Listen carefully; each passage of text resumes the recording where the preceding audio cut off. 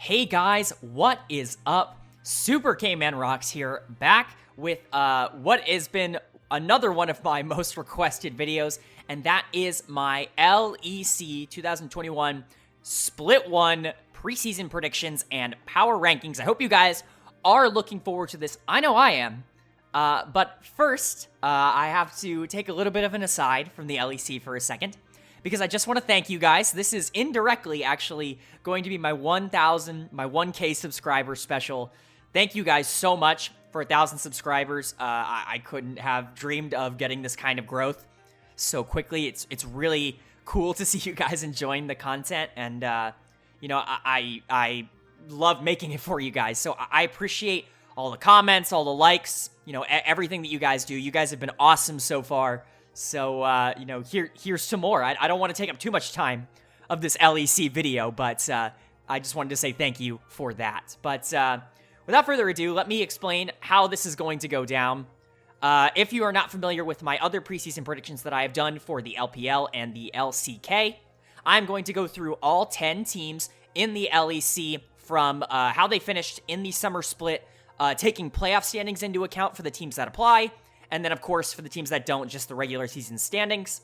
I'm going to be going over their roster, my personal power ranking for them, and, you know, what kind of growth potential I can see, you know, kind of a range. I like to give people a range.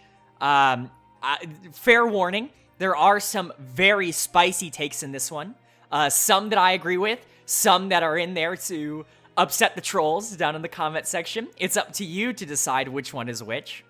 But either way, I don't want to waste too much time. We're already 2 minutes in. Let's go ahead and jump into our first team, and that is going to be G2 Esports, your defending LEC champions, back-to-back.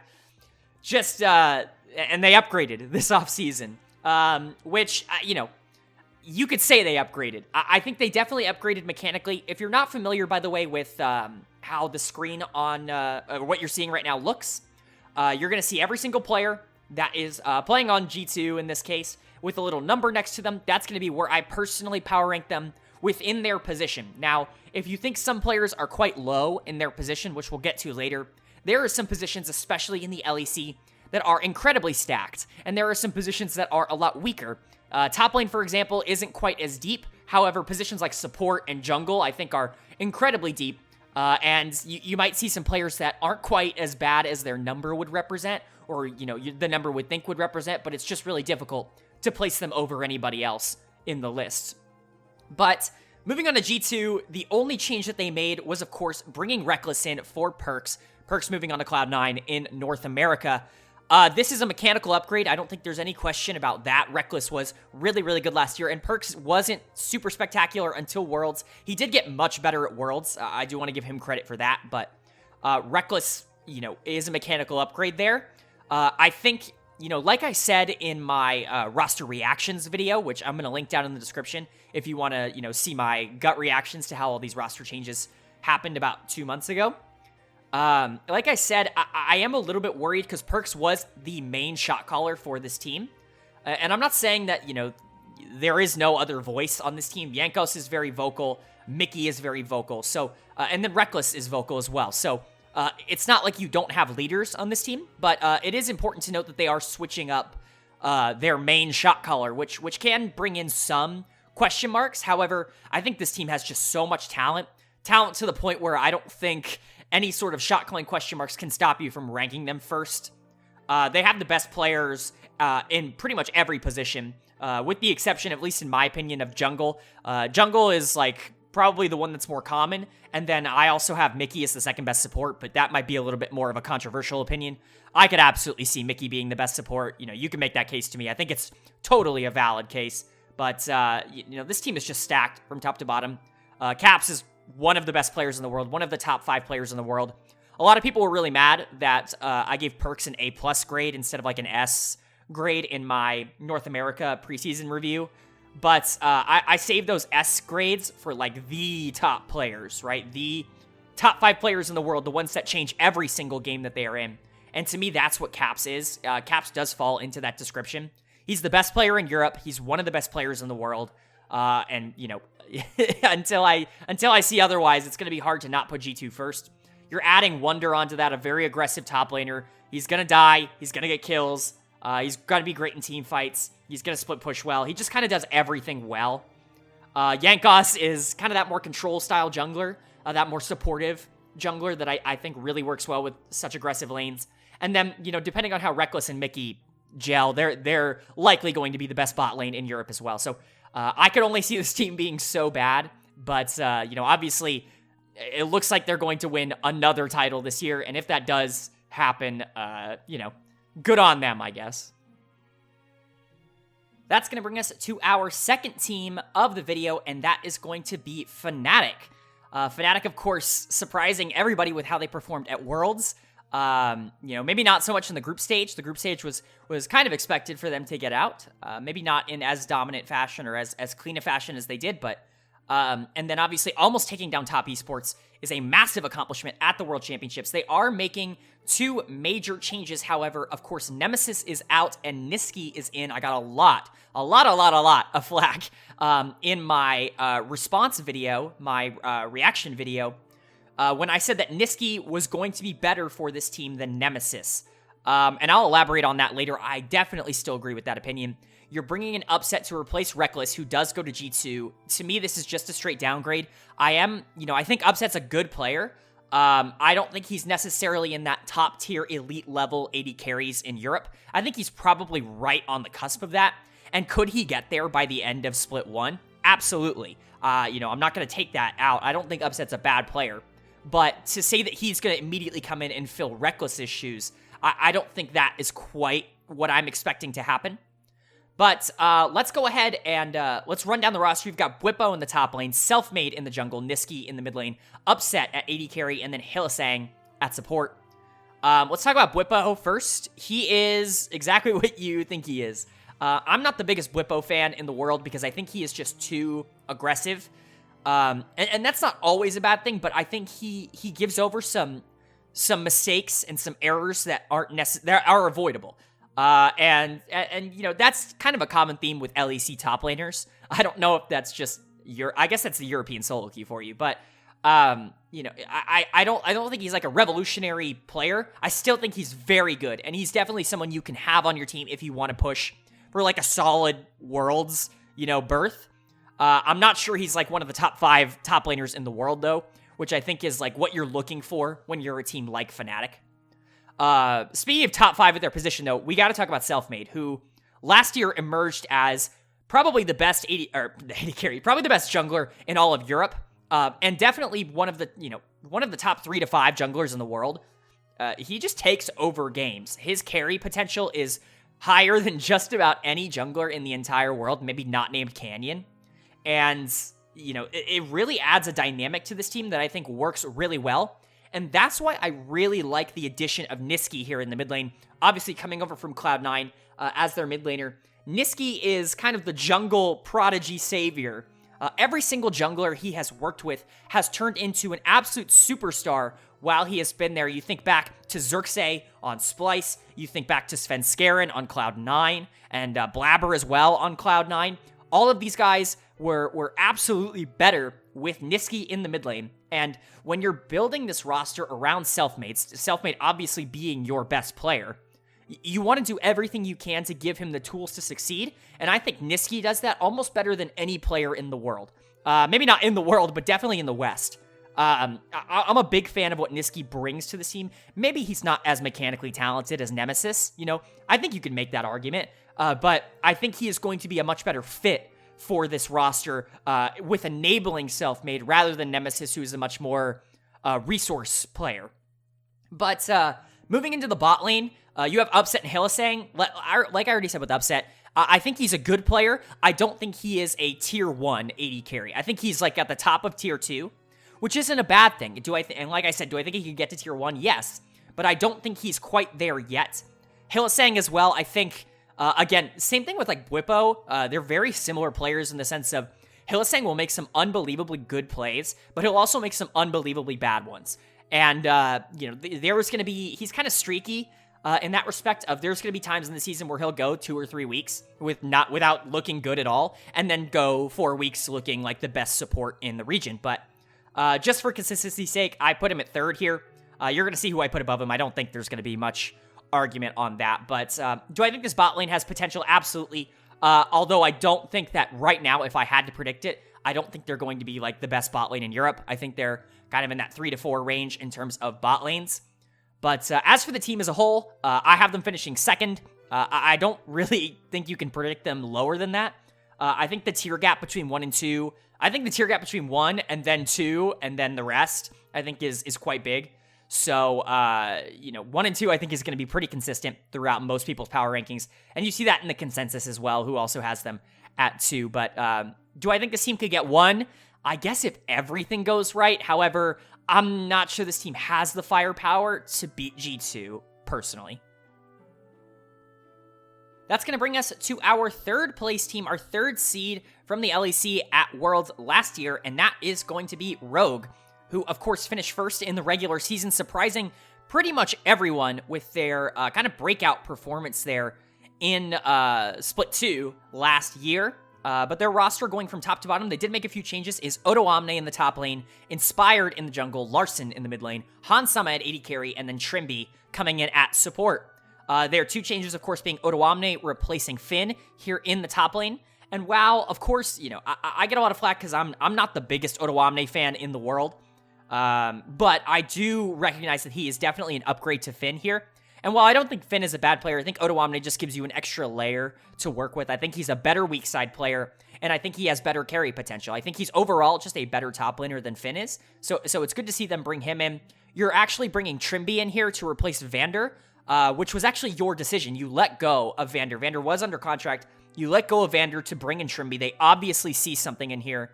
That AGO Rogue roster, we're going to get to pretty much all of their members this year, all except for one. We're going to get to them in this video, but Trimby, that team dominated at EU Masters. They were clearly the best team at the tournament, and Trimby was a big part of that. He looked very, very good. I'm not sure I can quite rank him in that like upper echelon of LEC supports quite yet, just because he's not played a game. But, he absolutely has the potential to do that, and clearly this organization sees something in him.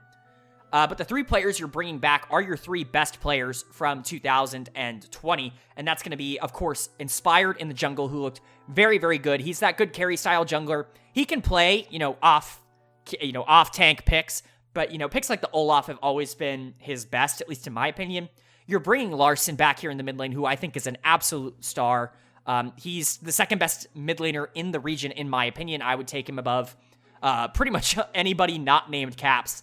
I think he is that good, and he showed last year that he can kind of take over games on his own on those control mages. You do start to worry about maybe the meta. He's not quite an assassin player, and assassins are decently good right now. But, you still have your Orianas and your Syndras and your Zoes for him to be able to kind of go back to some comfort there if he needs it. And then you have Hansama in the bot lane, who has quietly just been one of the most consistent AD carries in Europe over the past 3 years. He was really good last year, even in spring when this team wasn't always clicking. I thought Hansama always looked very, very good. I'm just a fan of his game in general. I think this team comes together. For me, I might have them power ranked a little low. I do have them at 4th, and we'll get to who I have 3rd later, but the consensus does have them repeating at 3rd, which is fair. I totally see that. You upgrade in the top lane, and you potentially upgrade at support as well, and you bring in the rest of your carry pieces. But I think there is another team that maybe upgraded a little bit more, who maybe had some pieces on their roster that I think are a little bit more explosive right now, which we'll get to in just a second. But I still think Rogue is very good. I still have them as potentially a Worlds team, depending on how they finish at MSI this year. And I think they're actually absolutely going to contend for another one of those top-tier playoff spots. I could see this team contesting Fnatic. Again, I think that's totally possible. I could see this team finishing second. Second's probably their ceiling. I don't think they fall below 4th. I think this team is too good for that. But, they're definitely going to be a contender. Just how much, we don't know. That's going to bring us to our 4th place team, our final Worlds team from 2020 from the LEC, and that is going to be Mad Lions. This is the team that shocked everybody last year.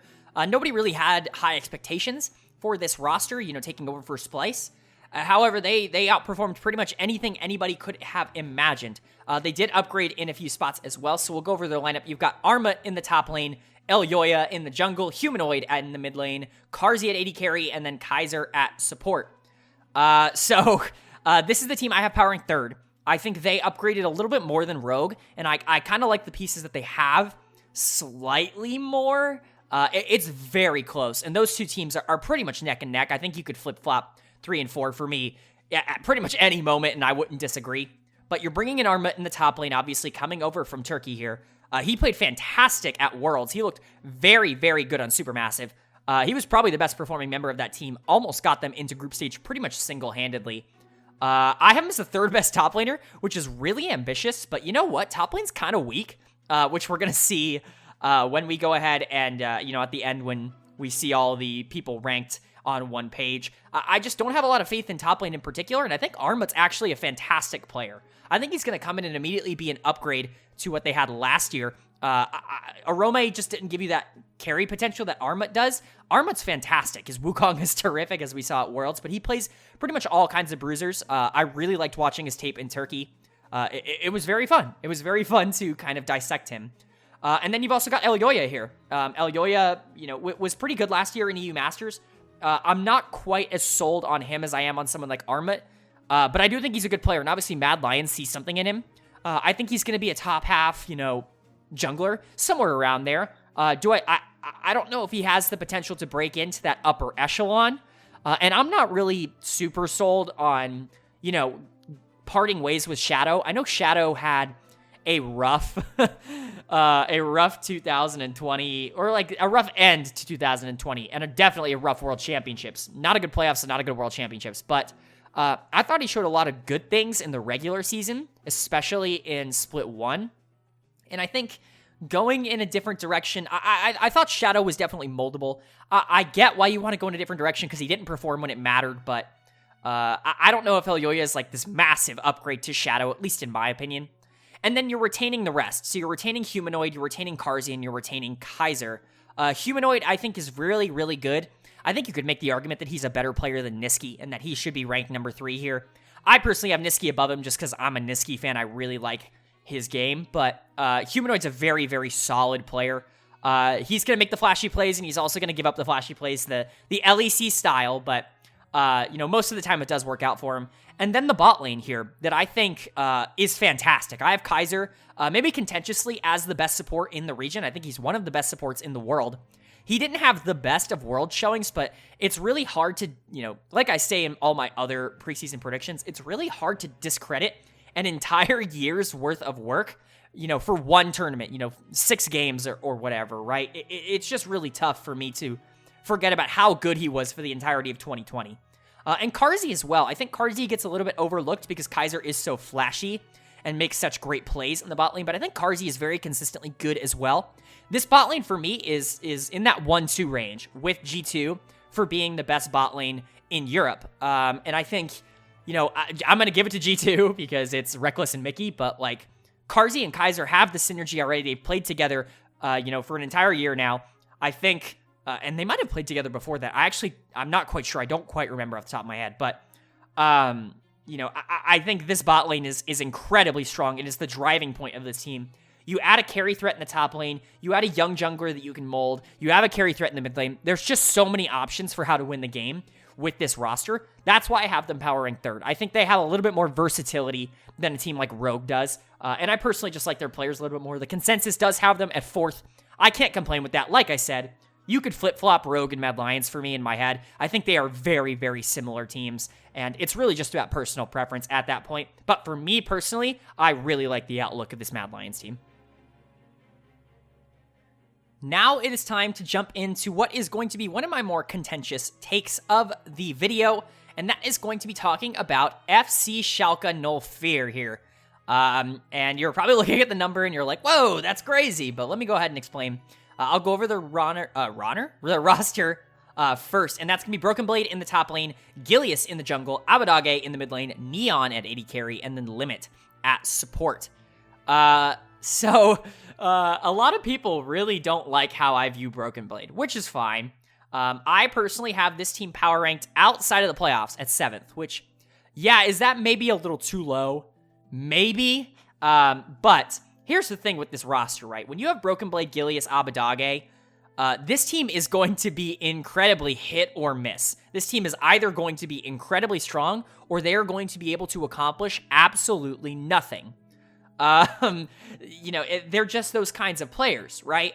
Broken Blade we saw last year on TSM, where if you put resources into him and if you camped his lane top, he looked very good like he did in the playoffs. But if you're not giving him those resources, he's not a very good top laner. He's not a great player from behind. He struggles to graciously lose, but he is very, very snowbally and good from ahead, especially in team fights. And Gilius is not necessarily the same thing, but obviously Gilius is such a wild card in terms of he had been so mediocre for so long before Split 2 of last year. That breakout that this team had obviously was in a big part due to him, but how sustainable is that? I'm not quite sure. I'm not necessarily going to predict that to be the most sustainable thing ever, right? I think he's a good jungler, but I don't think he's going to necessarily be a top 4-ish jungler like people were calling him at the end of last split.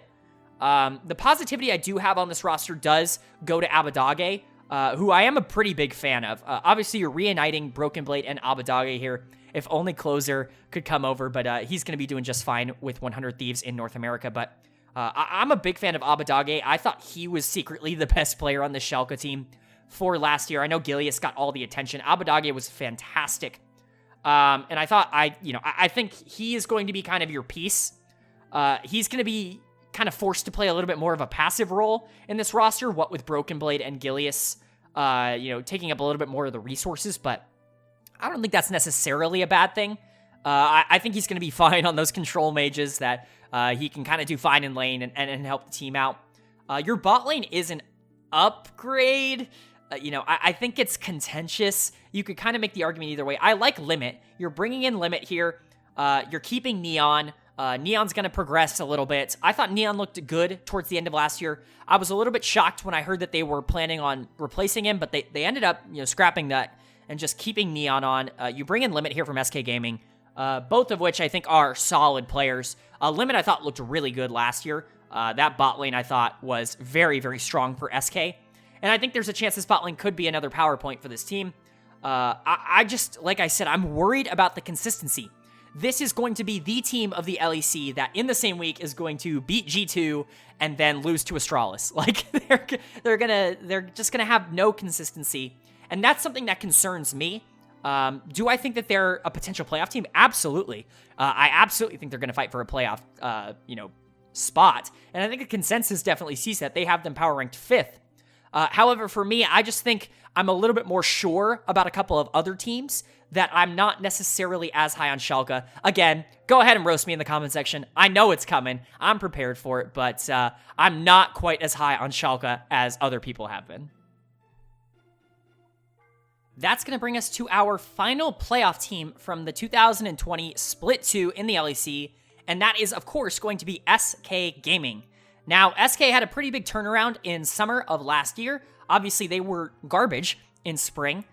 In summer, they were really good, mostly on the back of their bottom lane, which is very shaken up. Actually, the entire roster is very shaken up. So let's go ahead and go over it. Your returning member is GenX in the top lane, and everybody else is new. You've got Tinks in the jungle, Blue in the mid lane, Jezu at AD carry, and then Treats at support.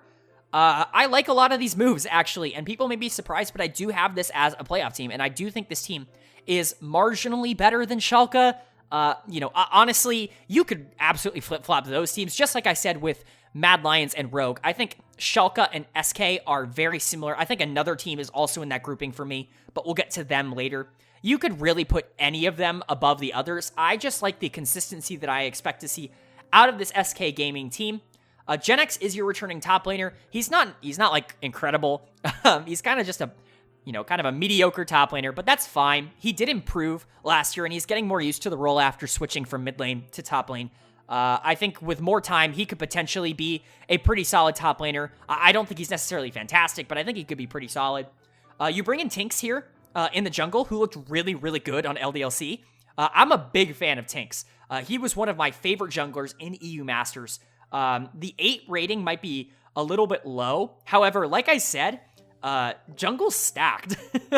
I do have him lower than Elyoya, and that might be wrong. I probably think he's better than Elyoya, but, that might be a contentious opinion that I didn't include here, so it's fine. But Tinks, I think, is a really, really solid player that's going to come in, and I think he's going to actually facilitate a lot of what this team wants to do. The other big upgrade the other big addition that I am super hyped on is Blue coming in from Fenerbahce in the TCL. I was watching a lot of TCL tape because there's a lot of TCL players that have been coming over. And Blue really stood out to me as a player that I really, really enjoyed watching. I thought he showed flashes of really solid play. This is a player that I think is going to surprise a lot of people with how ready he is right now. Which I do think he is pretty ready right now. I think he's going to come in and be near top half in the mid lane position in the LEC pretty much from day one. And I think that's going to, if that shocks people, it's clearly because they didn't watch him in Fenerbahce, who that team was interesting, but Blue looked very, very good on that team. In the bot lane, I do think this is your big downgrade spot. Of course, Crownshot did leave the team in order to pursue potentially going to one of the big LEC rosters, G2, Fnatic, all of which were looking for an AD carry, but he did not quite get that position, so SK does lose out on Crownshot, and Crownshot doesn't get a job, which, it's kind of a lose-lose for both sides, but you bring in Jezu here from Misfits Primer. Just not a big fan of Jezu. I don't think he's bad. I just think this Misfits team didn't look great last year, and we're going to get to another player from Misfits later, or Misfits Premier later. But Jezu just doesn't scream, fantastic to me. I think he's probably the least upside AD carry in the region. Maybe I'm just underrating him, but I'm just not a big fan of Jezu. You bring in Treats here, of course, from TSM. Played in Academy for most of the year, looked fantastic in Academy. Looked better than Biofrost when he replaced him on TSM last year as well. I like the addition here. Support is one of those positions that, like I said at the beginning, is just unbelievably stacked from top to bottom. It's very, very deep. And so 9 may seem really low for Treats, but I do think he's a solid player here. I do think this bot lane is probably going to be a weakness of this team. However, I think your jungle mid duo is actually going to be very, very good, and I think it's going to be good enough for you to actually push into playoffs, at least in my opinion. This team can fall to like 9. I think, 5, maybe 4. No, 5 through 9 is super comparable, so this team could fall all the way down to 9. This team could pop all the way up to 5 if Blue and Tinks are as good as I think they are. And, obviously if Jezu can improve, if Gen X keeps the growth curve going. But, for now, I think they're going to be kind of a lower tier playoff team, someone that gets bounced pretty early, but a tough out every week, no matter what. All right, and next we are going to move on to what is likely my most contentious thing of the video. I know I said Schalke was going to be that, but I think this might be it as well. And that's going to be your 7th place team from last year, and that is going to be XL Esports coming in here, making quite a few changes, but retaining a lot of the good players, keeping a lot of the good, getting rid of a lot of the bad. Let's go ahead and go over their roster. They've got Crazy. I think it's Crazy. I don't listen to commentary. I'm sorry. It's Crazy in the top lane, Dan in the jungle, Chekolad in the mid lane, Patrick at AD carry, and then Torre at support. Now, like I said, this is going to be something that a lot of people probably disagree with. This is actually the biggest discrepancy that we have seen between my power rankings and the consensus. I should probably talk about this. I didn't even mention this. I've mentioned it in all my other videos, but not this one. The consensus, I did go ahead and poll a lot of people in the Discord that I'm a part of to give me their power rankings, and I just kind of put them all together. The consensus has them as low as 9th, and I think that that is incredibly disrespectful to this roster. I have them power ranked 5th. I think that they're in kind of that same boat as SK, Schalke, Misfits, kind of that clump that we'll talk about. But I think they're probably the best of the bunch, and there's a couple reasons for that. I think you can't talk about Excel without talking about this bottom lane, which you would be kidding yourself if you didn't see this as one of the best bot lanes in Europe last year, regardless of how the team played. Patrick was unbelievably good, and I think that kind of got hidden because his team wasn't very good, but Patrick was phenomenal last year, and showed the kind of growth curve that you really, really wanted to see from him when he came to this Excel roster. Torre also, I thought, had a very underrated year. I think he's been a very underrated player for a long time. I really liked him on Splice. I've liked him since he's come over here to Excel. I think this bot lane is super solid. I think this is easily one of the top 3 to 4 bot lanes in Europe. And I think they're going to surprise a lot of people with how dominant they really are. They're very lane dominant. Patrick is a fantastic team fighter. Just a really good roster in general. Or a good bot lane in general, I should say. You have Dan. You're bringing in Dan in the jungle to replace Kadril. Kadril kind of being your driving force of the team last year. He is, of course, retiring to become an analyst, which is great for him. He's really good at it. So you bring in Dan here, and I like Dan. Clearly, this team likes Dan as well. Young Buck specifically likes Dan. Of course, Dan was kind of Young Buck's project back on Fnatic.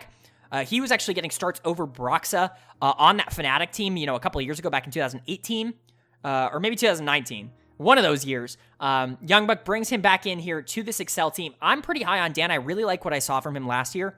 I like him as a facilitator. I like him as a semi-carry player. Not necessarily like a hard carry player, but you don't need him to be that. You have those players on the team. You also bring in Chekolad here from AGO Rogue. Another player who looked really, really good in EU Masters last year. I'm a little bit concerned with Chekolad, mostly because of what I'm going to start calling it Palafox syndrome. And that's when you're a really good player, you show up really, really well in like a lower tier, like Palafox did in NA Academy or like Chekolad did in EU Masters.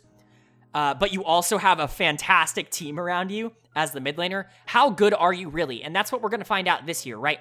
How much of Chekolad's success last year was him being on a team that was just better than everyone else? And how much of it was actually him being better than everybody else? That's certainly something we're going to figure out. You bring Crazy back here in the top lane. I think he's fine. He's kind of in that Gen X tier for me, where he's just like, he's fine. He's not a bad top laner. He's not going to lose you games. He's not going to win you games. He's just fine. But, when you're talking about carry potential, I think this team has 4 players that all are very, very, very solid, which I can't say about every team that's going to be competing for that 5 and 6 spot in the playoffs. I'm a big fan of Dan, a massive fan of Patrick and Torre, and then I like Chekolad as well. We're going to see how good he actually is, but, I predict high things for him. I think this team is going to finish 5th. I see this as a playoff team, and I know I could be overreaching there, but I really, really, really like this roster. The consensus obviously disagrees. They have them as a bottom team. However, 5 to 9, I feel like is going to be very close no matter what. So maybe it's not quite that far off, but just either way, I'm a big fan of what Excel did in the offseason here, and I think they're going to shock a lot of people with just how mechanically talented they actually are. That's going to take us to our 8th team, our 8th place team from the 2020 summer split, and that is going to be Misfits Gaming. Now, we're going to get into a little bit why I'm maybe not as excited about this Misfits roster, but first, let me go ahead and run down the lineup. You've got Aggressivu in the top lane. This could potentially be Hyrit as well, who is coming in from Fenerbahce, but we'll get to that in a minute. You've got Razork in the jungle, Vethio in the mid lane, Kabe at AD carry, and then Vander at support. But you still have Denik here as well, if you do want to use him instead. This team is just kind of lacking in an identity for me. You promote Aggressivu in the top lane here from Misfits Premier, and I'm not super sold on Aggressivu. I don't think he's a bad player. I think he's fine. He kind of falls into that same category as like Genax and Crazy as like this meh top laner. Hyrit, I think, gives you a lot more upside, of course, coming over from Fenerbahce. I indirectly watched a lot of his tape. I was watching it for Blue, but, I got to see a lot of him, of course. And I thought he was fine. I'm not necessarily sure I think he's better than Aggressivu, and I would personally play him here. But, obviously, it's up to them to choose what they want to do. You have Razork here in the jungle, who I got a lot of flack for being really high on in my reactions video. But I'm going to stick to my guns. I am high on Razork. He didn't have the best summer split, you're right, but he looked very, very good in spring, and I thought he looked good in summer when his team was able to back him up. It's just his team wasn't very good in summer. At least in my opinion. I thought a lot of the players really underperformed. And speaking of underperformed, we're going to talk about Kabe next. Kabe, it's the TSM curse, right? If he went to TSM, kind of got bad and then didn't go to Cloud9, so he didn't get better. But I didn't think he was all that good in summer. I wasn't a huge fan of how he played. I'm still going to rank him as a pretty decent AD carry because he does have the pedigree and he does have the history to prove that he can be a good AD carry. However, last split was definitely not reassuring if you're hoping for Kobbe to be kind of that shining light for this Misfits roster.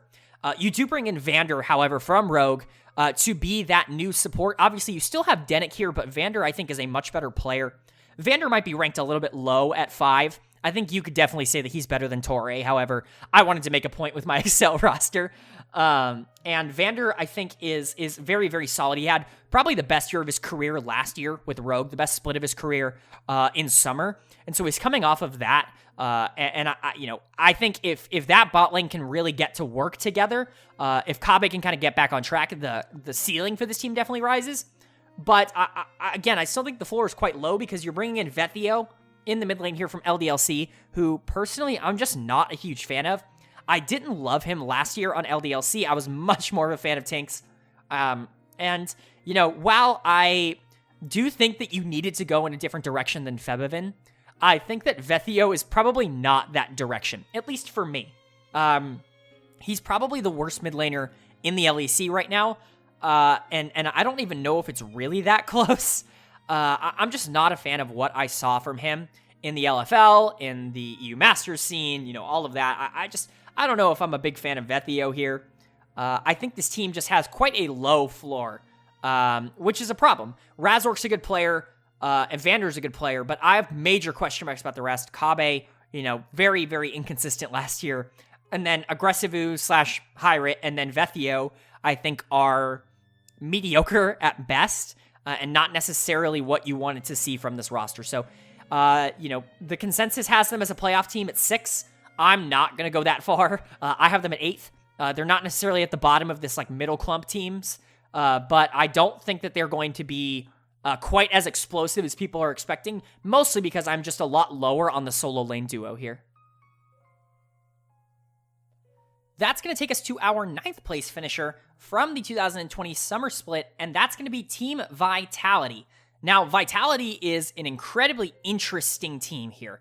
We're going to run down the roster here. First, it's Zagenda in the top lane, Skeens in the jungle, Militia in the mid lane, Comp at AD carry, and then Labrav at support. I think there's a lot to like about this roster.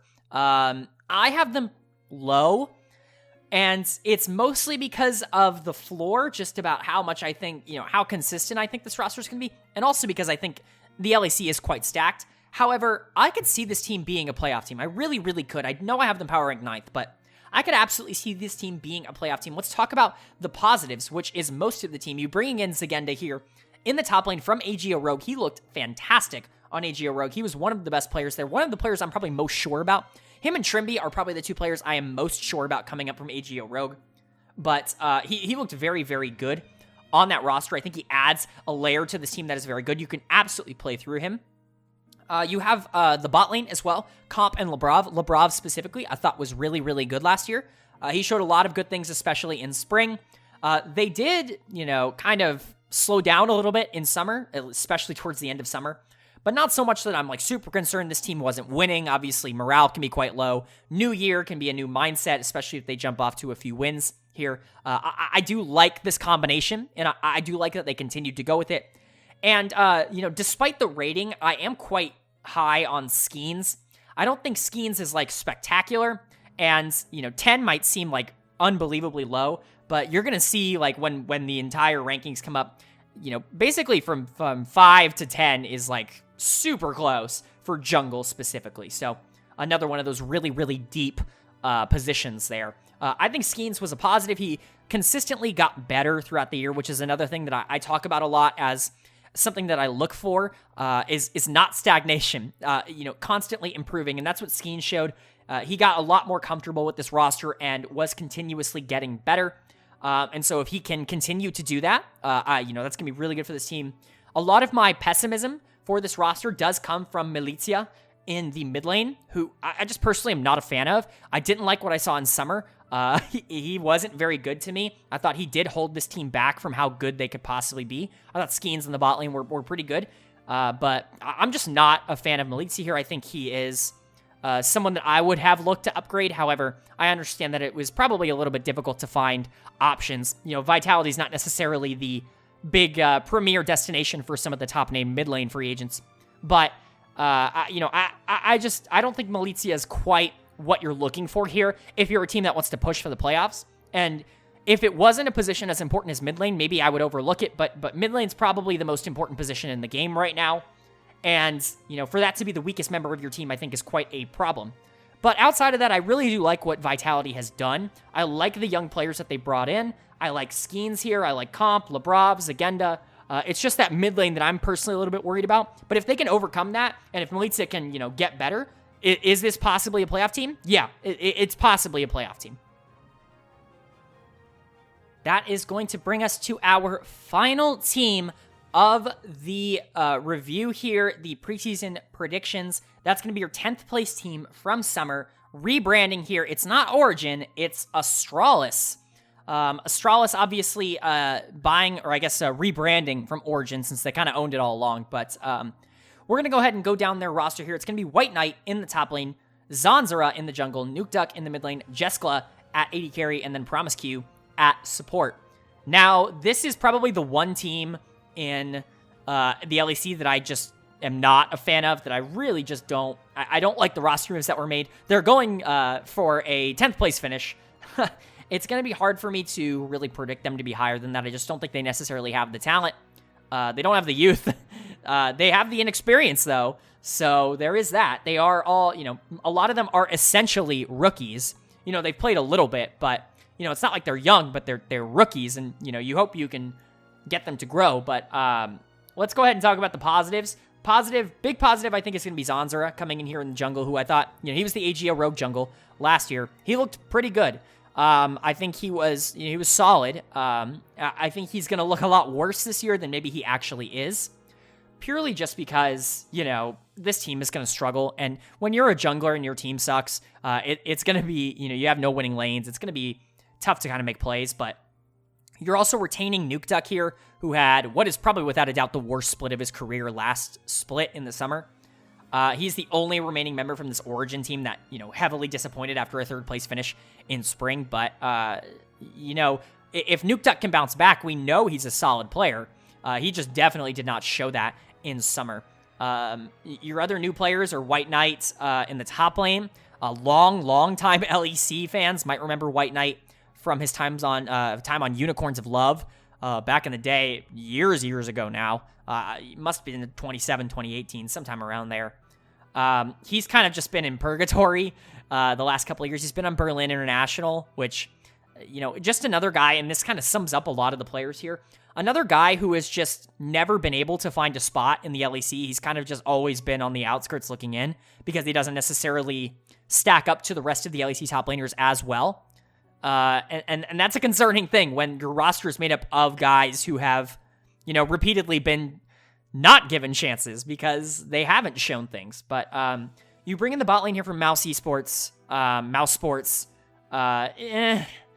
Jessica's okay. I think he's probably a little bit underrated in terms of how the community is viewing him. I think he's a pretty decent player. I'm not nearly as high on Promise Q. Promise Q, obviously a G2 MSI champion. Notoriously. But I'm not really super high on this bottom lane here. I think at best they're going to be passable, and that's if Jessica continues to develop, but I'm not sure, how likely that is with the rest of the roster looking quite grim. So this is my 10th place power ranking. The consensus also has the 10th place power ranking here. I have yet to find anybody that has not ranked them 10th. I think they're just going to be kind of slotted into that spot until proven otherwise. There just isn't a lot of talent on this team, to be quite frank. You have Nuke Duck, which you can hope can come around, and then Zanzara, who I think showed some good flashes, but nobody on here is really you're jumping out of your seat to be excited for, which is a concerning thing because if you're a 10th place team, you at least want to be building some young players, and there's really only one young player worth building on this roster, and that's Jeskla. Zanzara is really good, and I he's a player to build around, but he's not necessarily young. But either way, this team has made some questionable decisions for their first split in the LEC, but who knows? Maybe they'll just surprise all of us. that is going to do it for my LEC preseason power rankings and predictions video. I hope you guys enjoyed. Up on your screen right now, you are going to be seeing a list of my personal power rankings along with the consensus's power rankings, just so you can kind of have a view of where all the teams rank from 1 to 10, and you can actually see how much me and the consensus disagreed on this one. We don't usually disagree this much if you've seen the other preseason videos, but we definitely did on this one. And then that's going to transition up on your screen now to the rankings of all the players in each position. You can go ahead and pause the video if you want to go ahead and talk about those. Go ahead and yell at me for X player not being high enough or X player being above another player in the comment section below. I love hearing you guys' opinions. I always say that, and I really, really do mean it. I love hearing you guys' different opinions on all the different leagues in the world. I'm not I'm not the only guy who's watching these games, so it's really good to get you guys' feedback as well. But with that being said, I hope you guys enjoyed. I hope you're having a wonderful day. I hope you continue to have a wonderful day, and I will see you all later.